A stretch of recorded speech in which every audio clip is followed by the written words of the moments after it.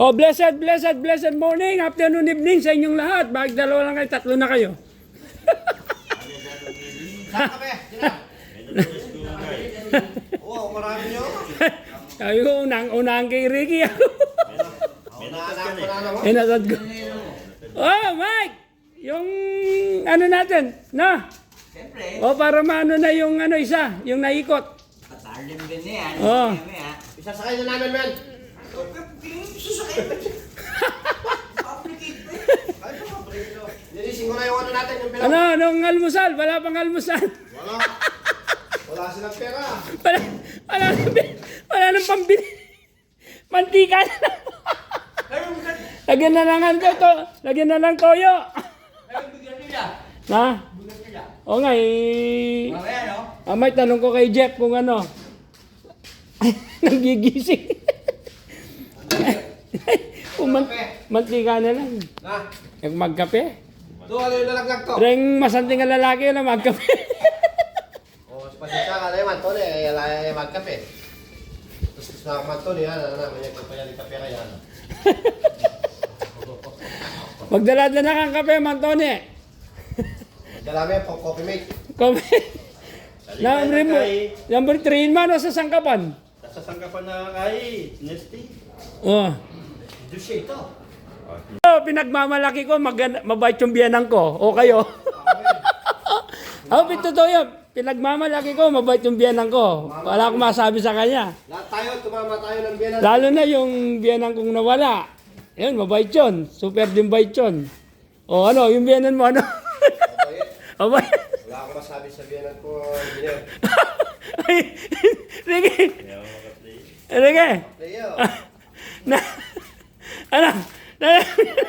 Naka-play. Ano sabi mo Ano sa dahil sa biyanan mo? Ito, nakakalagang biyanan siya. Na? Oh, may siyempre. Ito, pinagluluto niya. Tapos meron pang pan. Oh, talagang super bait. Ang ganda biyanan mo. Usawang biyanan to. Ako, aminado ako doon.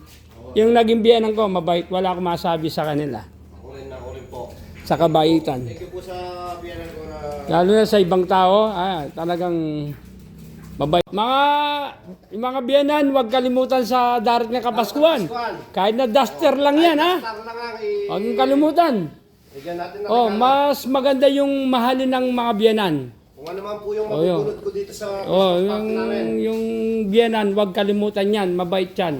Pag nagmamahal ka ng biyanan, pinagpapala ka. At Ah. yun ang biyanan ko.